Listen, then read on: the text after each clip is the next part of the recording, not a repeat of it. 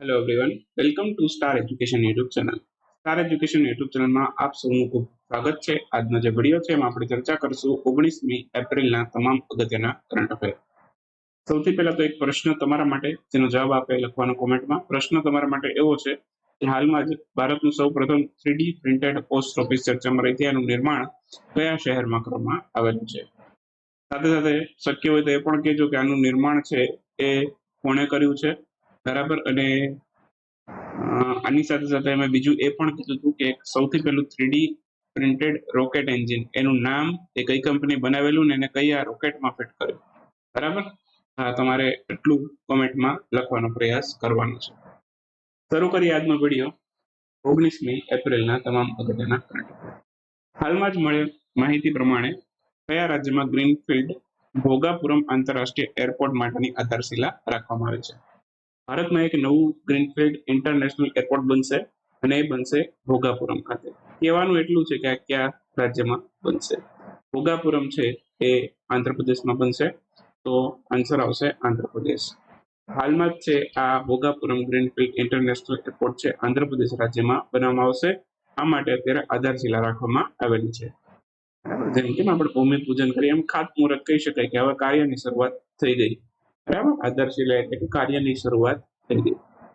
તો આ વિશાખાપટ્ટનમ અને વિજયાનગરમ, આ બે શહેરોની વચ્ચે છે, આ બંને શહેરોની બોર્ડર ઉપર છે આ ભોગાપુરમ ગ્રીનફિલ્ડ ઇન્ટરનેશનલ એરપોર્ટ બનાવવામાં આવશે. 60 લાખ પેસેન્જરની કેપેસિટી હશે, બરાબર. અને બાકી ભારતીય તટરક્ષક સેના કે એમણે આંધ્રપ્રદેશમાં regional search and rescue exercise છે એનું આયોજન કર્યું હતું કાકીનાડા. તો એક પોઈન્ટથી આંધ્રપ્રદેશ ચર્ચામાં હતું. બાકી બીજા એક કારણોથી પણ આંધ્રપ્રદેશ ચર્ચામાં હતું. સ્ટેટ એનર્જી એફિશિયન્સી રેન્કિંગ હમણાં જાહેર કરી હતી આર.કે. સિંઘે, કેન્દ્રીય મંત્રી આર.કે. સિંઘે જાહેર કરી હતી. તો એમાં આંધ્રપ્રદેશ સાથે બીજા પણ 4 રાજ્યો, ટોટલ 5 રાજ્ય છે, બરાબર. એણે ટોપ પરફોર્મર સ્ટેટ અથવા તો અને ફ્રન્ટ રનર કહેવાય.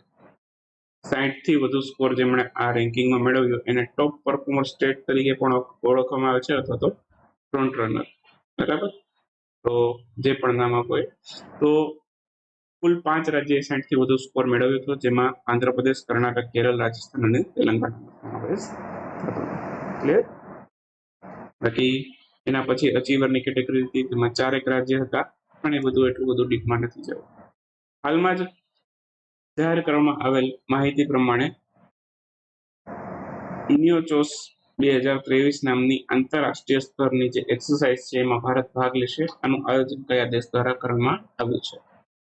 તો ઇનિયોચોસ નામની જે એક્સરસાઇઝ છે, ઓકે, આ એક્સરસાઇઝનું આયોજન છે ગ્રીસ દ્વારા કરવામાં આવશે. તો ઓપ્શન ડી આપણો આન્સર થશે. ગ્રીસમાં આ એક્સરસાઇઝ થશે જેનું નામ છે ઇનિયોચોસ. આ એક્સરસાઇઝમાં ભારત પણ ભાગ લેશે એવી માહિતી જાહેર થઈ છે. આ એક્સરસાઇઝ છે એની શરૂઆત 18 એપ્રિલથી ગઈકાલથી થઈ ચૂકી છે. અને એમાં નાટોના પણ ઘણા દેશો ભાગ લેશે. બાકી ફ્રાન્સે પણ એક એક્સરસાઇઝ શરૂ કરી હતી જેનું નામ છે ઓરિયન એક્સરસાઇઝ. એમાં પણ ભારત ભાગ લેવાનું છે, તો એ પણ યાદ રાખજો. હાલમાં જ કયા રાજ્ય દ્વારા વિનાયક ડી સાવરકર, એમની જે જન્મ જયંતિ છે 21 મેના રોજ હોય છે, તો એને સ્વાતંત્ર્ય વીર ગૌરવ દિવસ તરીકે ઉજવવાની જાહેરાત કરી છે. એક ગયા વર્ષથી ઇક્વિલિટી ડે છે 2022 થી તમિલનાડુની સરકાર ઉજવી રહી છે. અને આવી જ રીતે હવે વિનાયક સાવરકર છે, બરાબર, એમની જન્મજયંતિ 28મી મેના રોજ હોય છે. તો એમની જન્મજયંતિને સ્વાતંત્ર્ય વીર ગૌરવ દિવસ તરીકે ઉજવવાની જાહેરાત કર્યું છે, અને આ મહારાષ્ટ્રે કર્યું છે. તો ઓપ્શન બી આપણો આન્સર થશે. હાલમાં જ મહારાષ્ટ્રની સરકારે નિર્ણય લીધો છે 28મી મે એમની જન્મજયંતિને સ્વાતંત્ર્ય વીર ગૌરવ દિવસ તરીકે ઉજવશે. વિનાયક સાવરકરને વીર સાવરકર તરીકે પણ ઓળખીએ છીએ. 28મી મે 2023 ના રોજ છે 140મી એમની જન્મજયંતિ છે. એમનો જન્મ 1883 ના રોજ મહારાષ્ટ્રના નાસિક ખાતે થયેલો હતો. મુંબઈમાં 1966માં એમનું નિધન થયું હતું. એમણે અભિનવ ભારતની સ્થાપના કરી હતી અને ફ્રી ઇન્ડિયા સોસાયટીની સ્થાપના પણ કરી હતી લંડનમાં. એમના વિશેના અગત્યના પોઈન્ટ છે, આમાંથી એકાદો ક્વેશ્ચન તમારી પરીક્ષામાં જોવા મળી શકે. અભિનવ ભારતની સ્થાપના કોણે કરી? યાદ રાખવાનું, વિનાયક સાવરકર. કયા રાજ્ય અથવા તો કેન્દ્ર શાસિત પ્રદેશમાં બૈશાખી મહોત્સવની ઉજવણી થઈ છે? આમ તો બૈશાખી મહોત્સવ છે એ ભારતના ઘણા રાજ્યમાં ઉજવાયેલો છે, પણ હું તમને જે કહું છું એટલા માટે અગત્યનું છે કેમ કે હમણાંથી આ ખૂબ જ ચર્ચામાં આવેલું હતું. તો જમ્મુ કાશ્મીર છે, જમ્મુ કાશ્મીરમાં હમણાં જ આ બૈશાખી મહોત્સવ ઉજવાયેલો છે અને ખૂબ ચર્ચામાં રહેલો.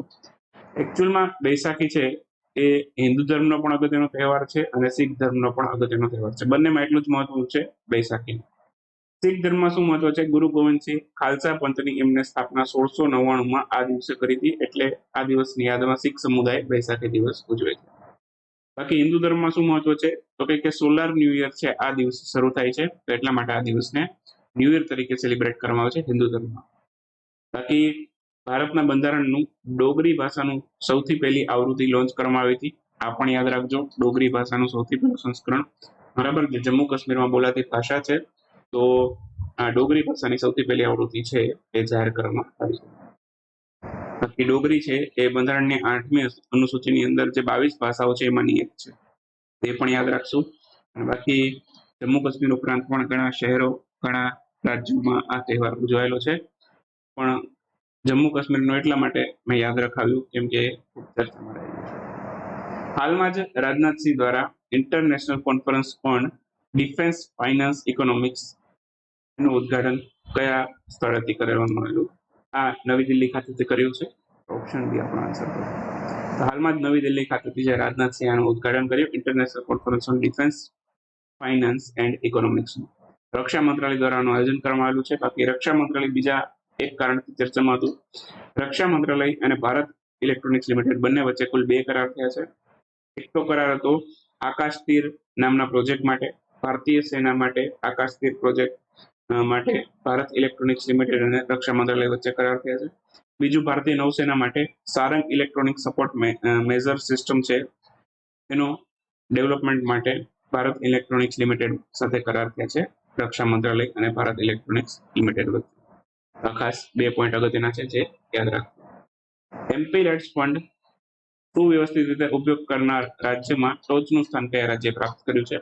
તો એમપીલેટ્સ ફંડનો એકદમ સુવ્યવસ્થિત રીતે ઉપયોગ કર્યો હોય એમાં ટોચનું સ્થાન છે ગુજરાતનું.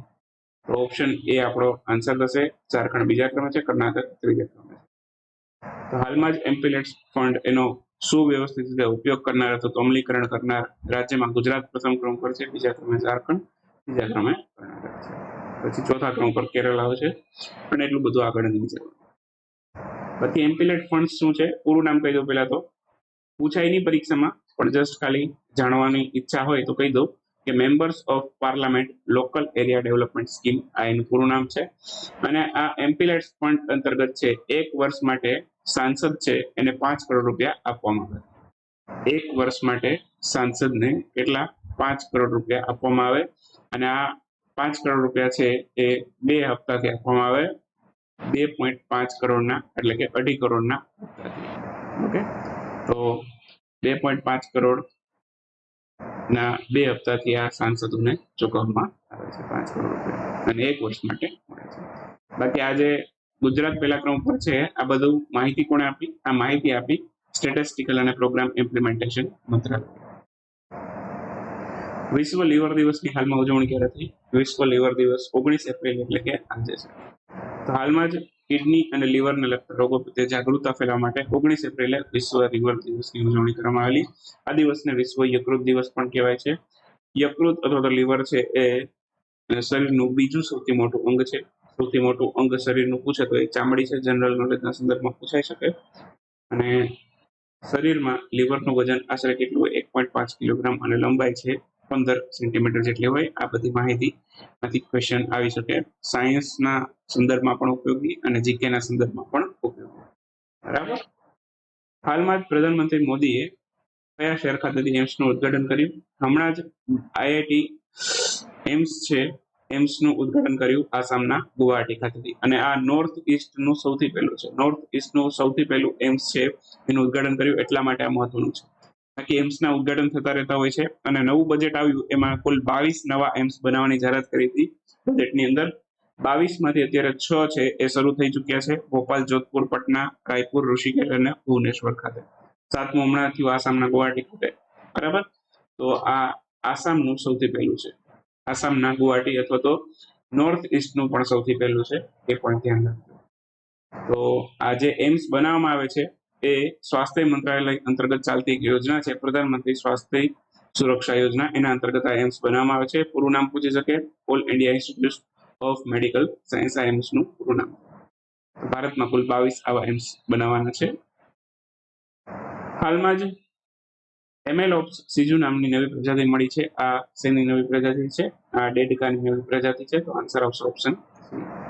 તો અહીં તમે જોવો છો, આ ડેડકાની નવી પ્રજાતિ છે જે મેઘાલયના ગારો હિલ્સ ખાતેથી મળી આવે છે. બાકી આટલું બધું ડીપમાં નથી જવું. હાલમાં જ કંબમ પનીર થ્રેચાઈ એક પ્રકારની આ દ્રાક્ષ છે અને હાલમાં જે ટેગ મળ્યું છે, કયા રાજ્યની છે? આ તમિલનાડુની છે. ઓપ્શન બી આપણો આન્સર થશે. હાલમાં જ કંબમ પનીર થ્રેચાઈ જે ટેગ મળ્યો છે, જે એક પ્રકારની દ્રાક્ષ છે.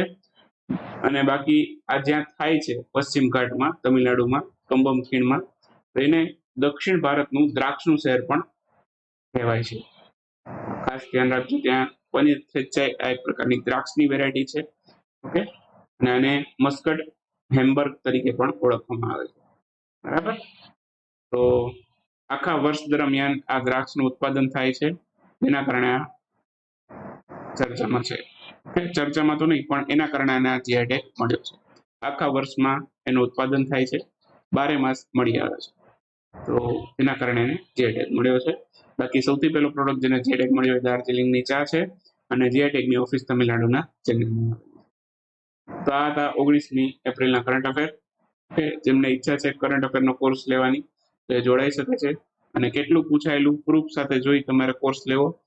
જીપીએસસી ની પરીક્ષા હોય, બિન સચિવાલય તલાટી હોય, જુનિયર ક્લાર્ક હોય કે ગુણ સેવાની કે કોઈ પણ બોર્ડની પરીક્ષા હોય, કરંટ અફેરના જે પણ પ્રશ્નો પૂછાય છે, બરાબર, હું બધું જ કરંટ અફેરનું કન્ટેન્ટ કવર કરી લઉં છું.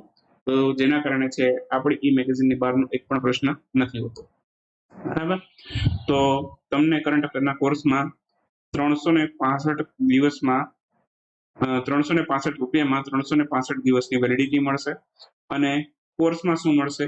વિડીયો લેક્ચર મળશે, બરાબર, ટેસ્ટ મળશે અને પીડીએફ મળશે. મોસ્ટલી જે લોકો કોર્સ બાય કરે છે, બરાબર, મોસ્ટલી સૌથી વધારે ટેસ્ટ અને પીડીએફ માટે કરતા હોય છે, બરાબર. બાકી વિડીયો લેક્ચર યુટ્યુબમાં પણ આવતા હોય છે, બરાબર. અને તો જેમને પણ ઈચ્છા છે એ જોડાઈ શકે છે.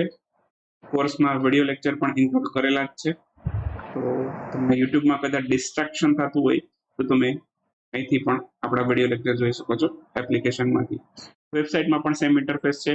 પીસીમાં તમે મોટી સ્ક્રીનમાં વિડીયો લેક્ચર જોઈ શકો છો, પીડીએફ ને બધું મોટી સ્ક્રીનમાં પણ રીડ કરી શકો છો. તો મળીએ નેક્સ્ટ વિડીયો લેક્ચરની અંદર નવા કરંટ અફેર સાથે. ત્યાં સુધી રજા લઈએ. આવજો. બાય. Good night. શુભરાત્રી. Thank you for watching star education.